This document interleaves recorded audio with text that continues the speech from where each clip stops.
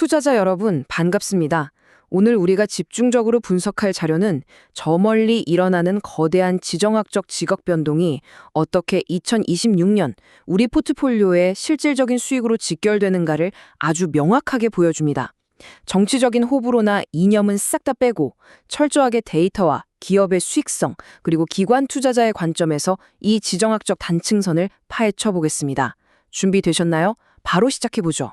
오늘 다룰 핵심 아젠다입니다. 거시경제 패권 흐름부터 구조적 피벗, K패션의 폭발적 성장과 기업별 침투 전략, 그리고 엔터테인먼트 산업의 리스크와 수익 구조까지 거시에서 미시로 쭉 훑어보겠습니다. 첫 번째로 짚고 넘어갈 부분, 바로 거시경제적 패권입니다. 화면에 보이는 이 데이터가 우리가 마주한 객관적 현실입니다. G2 경제 규모 격차가 턱 밑까지 좁혀졌고 그 결과 아주 강력한 미국의 상호관세 폭격이 글로벌 공급망 자체를 완전히 뒤흔들고 있죠. 사실상 1945년 이후 우리가 알던 그 세계화는 끝이 났고 철저한 각자 도생의 시대가 열린 겁니다. 여기서 진짜 중요한 포인트는요. 이런 미국의 전방위적인 견제나 탈세계화 흐름이 정권 교체 같은 이슈로 흔들릴 변수가 아니라는 겁니다. 완벽한 상수예요. 상황이 이렇다 보니 장기적인 압박에 직면한 중국 입장에서는 숨통을 틔워줄 믿음직한 지정학적 파트너가 그 어느 때보다 간절해진 상황인 거죠. 자, 그럼 두 번째, 이 흐름 속에서 발생한 구조적 피벗에 대해 살펴보겠습니다. 과거 우리가 미중 사이에서 수동적인 스탠스를 취했던 이른바 샌드위치 코리아 시절, 결과가 어땠나요? 한한령 하나로 무려 10년간 약 20조 원에 달하는 엄청난 타격을 입었습니다. 지정학적으로 고립되는 게 얼마나 뼈아픈 경제적 손실로 돌아오는지 이 숫자가 그대로 증명해 주잖아요. 하지만 이제 판이 완전히 뒤집혔습니다. 시소의 중심축이 이동했어요. 미국의 강한 압박에 좁혀지지 않는 중일 관계 갈등까지 겹치면서 이제 중국에게 한국은 동아시아에서 도저히 외면할 수 없는 유일하게 남은 구조적 대안이 되어버린 겁니다. 이런 배경을 깔고 최근 한중 정상회담 결과를 다시 한번 볼까요? 90분을 훌쩍 넘긴 회담 내용들을 보면 이게 단순한 정치적 선의가 아닙니다. 특히 핵심 광물 공급망이나 디지털 경제 통합 양해각서 체결은요. 정치 수사를 넘어서 우리 기업들의 실제 밸류체인과 바로 직결되는 문제거든요.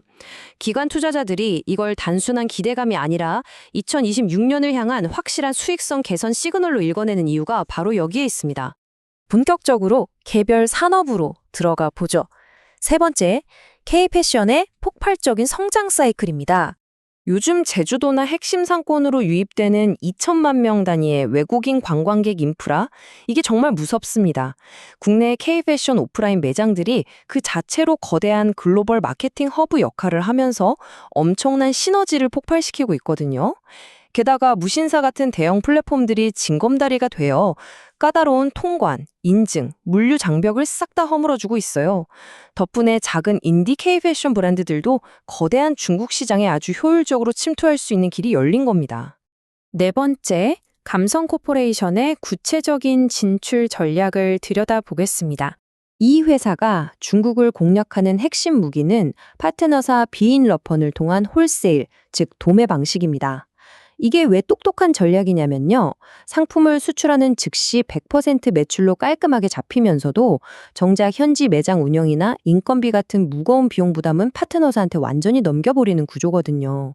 정말 스마트한 재무 전략이죠. 그래서 여러분이 꼭 기억하셔야 할 숫자가 바로 이 19.4%입니다. 이게 감성코퍼레이션의 2024년 예상 영업이익률인데요.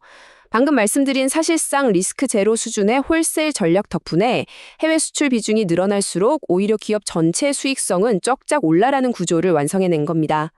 위험 대비 수익 비율 관점에서 이보다 더 매력적인 구조를 찾긴 힘들 겁니다. 다섯 번째, 락피쉬 웨더웨어의 모회사인 AU 브랜드의 감성 타겟팅 전략을 비교해 보겠습니다. 86%, 진짜 압도적인 수치 아닙니까? AU 브랜드 국내 직영 매장에서 외국인 고객이 차지하는 매출 비중입니다. 굳이 해외 현지에 막대한 돈을 쏟아부으며 마케팅을 하지 않았는데도 이미 명동이나 성수 같은 주요 상권에서 글로벌 소비자들의 지갑을 열게 만들 수요 검증이 완벽하게 끝났다는 뜻이죠. 이들의 마케팅 차별화 포인트는 아주 영리합니다. 중국 현지의 애국 소비 트렌드인 거차오의 저가 제품들이랑 굳이 정면 승부를 하지 않아요. 대신 메리제인 슈즈나 리본 부츠 같은 아이템으로 틈새를 찌르죠. 품질과 감성적 만족, 즉 경험적인 소비를 굉장히 중시하는 중국 Z세대에게 완벽하게 아시아 감성 브릿지 역할을 해주면서 거차오가 절대 채워주지 못하는 대체 불가능한 수요를 쪽쪽 빨아들이고 있는 겁니다. 이들의 현지화 조인트 벤처 전략도 기가 막힙니다. 혼자 다 하려는 욕심을 버렸어요. 전국 600개가 넘는 유통망 확보나 프리미엄물 입점 같은 물리적인 일은 파트너사 우진에게 확실하게 맡깁니다. 그리고 Z세대를 정조준하는 힙한 스트리트 감성 브랜딩은 클롯이라는 크리에이티브 그룹과 손을 잡았죠. 물리적 세일즈 네트워크와 문화적 마케팅을 딱 쪼개서 시장 장악력은 극대화하면서도 리스크는 분산시키는 아주 교과서적인 접근입니다. 자, 이제 마지막 6번째. 시장의 기대감이 높은 K-엔터테인먼트 섹터의 리스크와 수익 구조를 살펴보겠습니다. 주요 증권사들이 분석한 현지 시장 점유율 데이터를 한번 보시죠. 한알령이 서서히 풀릴 거라는 기대감 속에서 K엔터사들이 이미 바닥에 깔아둔 시장 인프라가 생각보다 훨씬 굳건하다는 걸 알 수 있습니다. 물론 예전처럼 대형 K-팝 콘서트가 100% 돌아가려면 물리적인 시간은 좀 필요하겠죠. 하지만 진짜 중요한 건 탄탄한 팬덤을 주고 있는 고연차 아티스트 라인업을 중심으로 음원 수익같이 마진율이 훌륭한 캐시카우가 아주 안정적으로 돌아가고 있다는 사실입니다. 하지만 여러분, 여기서 우리는 철저하게 객관적인 균형감을 유지해야 합니다. 2026년을 향한 장기적인 방향성은 물론 긍정적입니다.